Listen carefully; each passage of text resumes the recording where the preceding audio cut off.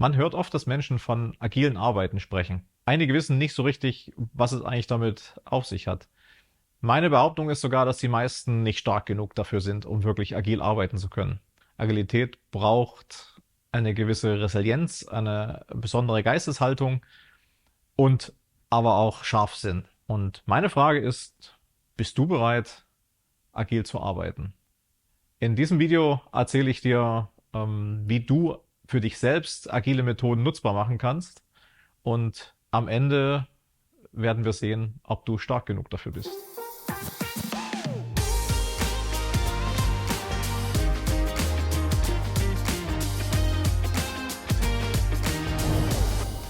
Hallo, mein Name ist Oliver Münch. Ich bin Business Coach. Auf diesem Kanal geht es darum, gesund und produktiv zu arbeiten. Agil zu arbeiten heißt, dass du ständig in der Lage bist, auf Veränderungen zu reagieren, dass du flexibel bist und dass du schnell Ergebnisse produzierst. In dem Video zeige ich dir nochmal im Detail, welche Teile Agilität umfasst, wie du es für dich umsetzen kannst und ganz am Ende auch, was dir noch für Tools zur Verfügung stehen, um das Ganze für dich einzusetzen. Viele verstehen Agilität, glaube ich, nicht richtig. Und für die meisten scheint es irgendwie eine Art planloses Handeln zu sein. Und doch ist es etwas, was tatsächlich Schnelligkeit und Flexibilität in den Vordergrund stellt, was aber auch eine Denkweise ist, wie gehe ich mit sich ständig verändernden Umgebungen und Rahmenbedingungen um? Wie kann ich mich ständig anpassen und auch verbessern? Agilität kommt eigentlich aus der Softwareentwicklung, wo es darum ging, in komplexen Situationen, also in Situationen, wo ich Ursache und Wirkung gar nicht klar abschätzen kann, zum Beispiel, was der Kunde wirklich meint, Software zu entwickeln und auf Änderungen von Rahmenbedingungen oder auch von Kundenanforderungen schnell reagieren zu müssen. Und die gleichen Prinzipien kannst du auch für dich anwenden, um deinen Alltag so zu gestalten, um effektiver und produktiver zu werden. Ein wichtiges Prinzip dabei ist die Selbstorganisation. Es geht dabei darum, besonders wenn man natürlich in größeren Organisationen agil arbeitet, sich selbst zu organisieren. Aber das, was wir uns anschauen wollen, ist tatsächlich mehr Selbstorganisation als alles andere. Wie kannst du deinen Arbeitsalltag so gestalten, dass du schnell Ergebnisse produzierst und produktiv bist? Einer der Schlüsselaspekte ist deswegen die Priorisierung von Prozessen. Was steht als erstes an? Was machst du? Und bis wann kannst du die ersten vorzeigbaren Ergebnisse sehen? Und gleichzeitig auch, wie kannst du deinen Gesamtprozess dabei verbessern? Ich werde auf meinem iPad ganz kurz versuchen zu skizzieren, was ich dabei meine. Und wir gehen im Agilen tatsächlich eher in Schleifen vor. Es handelt sich also um eine Schleife, die einen Anfang hat, indem wir in eine Art von Planung einsteigen. Was steht eigentlich an? Und für uns ist es vielleicht als Einzelkämpfer eine gute Größe zu sagen, eine so eine Schleife ist entweder eine Arbeitswoche, die ich mal komplett betrachte, oder aber vielleicht sogar auch nur ein Arbeitstag, wo die Planung dann einfach die Tagesplanung ist. Was steht denn genau für heute an? Eine Woche oder ein Tag. Und am Ende von meiner Schleife, also von meiner Woche oder von meinem Tag, geht es dann darum, ein definiertes Ende auch zu haben und in eine Art Rückblick zu gehen. Der Rückblick zum einen, um zu sehen, was habe ich wirklich geschafft, also in einen inhaltlichen Rückblick, und zum zweiten in einen, ich nenne es mal Prozessrückblick, zu schauen, wie hat das denn funktioniert, was ich gerade gemacht habe. Ehrlich mit sich selbst zu sein, um zu sehen, was lief gut, was lief vielleicht nicht so gut, was mache ich beim nächsten Mal anders. Und nur diese Schleife, dieses ständige, feste Korsett, von dem ich dann nicht abrücke, das hilft uns dabei, wirklich besser zu werden und produktiver zu werden. Aus den Fehlern, die wir vielleicht gemacht haben, zu lernen und auch Dinge zu erkennen, die wir so im Alltag vielleicht gar nicht erkennen würden. Ein Instrument, was dir dabei helfen kann, ist etwas, das sich Timeboxing nennt.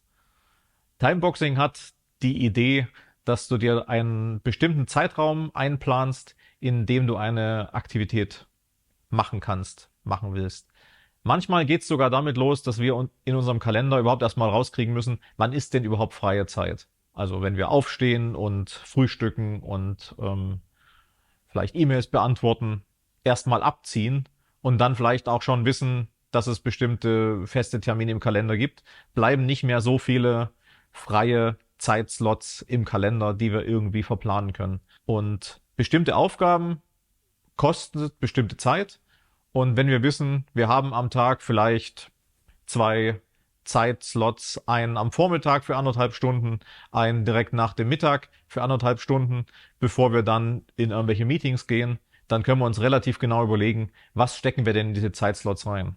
Timeboxing hat auch noch den Hintergrund, dass wir gleichzeitig auch uns versuchen, zeitlich zu beschränken.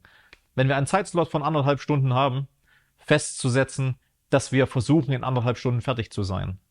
Das setzt natürlich voraus, dass wir in unserer Planungsschritt auch die Aufgaben so bemessen, dass sie in diese Zeitslots reinpassen. Auch zu wissen, wie viele Zeitslots haben wir.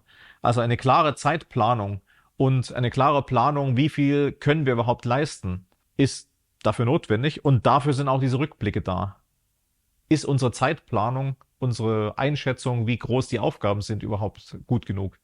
Und das iterative Vorgehen, also immer wieder eine Schleife nach der anderen, führt dazu, dass wir auch diese Fähigkeit verbessern. Also Timeboxing wäre eine von den Sachen, die man definitiv beherrschen muss, um auf Anforderungen, die sich heutzutage ergeben, auch gut reagieren zu können und um Ergebnisse zu produzieren. Ein zweiter wichtiger Schritt ist es zu priorisieren. Zu wissen, was muss denn tatsächlich als allererstes erledigt werden. Und es gibt dazu eine Überlegung, eine Methode, die nennt sich Moskau. Und Moskau ist ein englisches Akronym.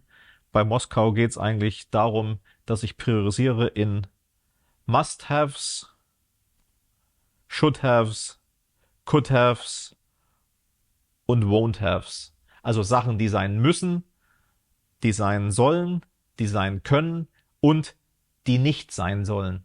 Sich genau zu überlegen, ich habe das auch in einem anderen Video schon gezeigt, da habe ich es als A, B, C, D, E, F Priorisierung vorgeschlagen.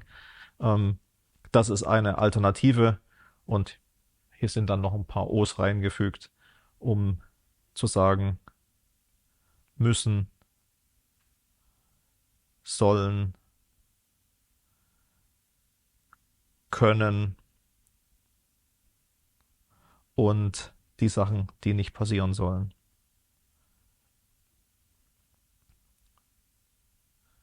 Das W für, ich sage es jetzt mal auf Deutsch, Nicht-Ziele. Sachen, die nicht sein sollen. Neben dem Priorisieren und dem Timeboxing brauche ich dann noch mein Feedback, eine klare Feedback-Kultur und die ich mit mir selbst mache, wo ich auch versuche, Erfolge tatsächlich in den Vordergrund zu stellen. Mich also tatsächlich frage, was lief gut?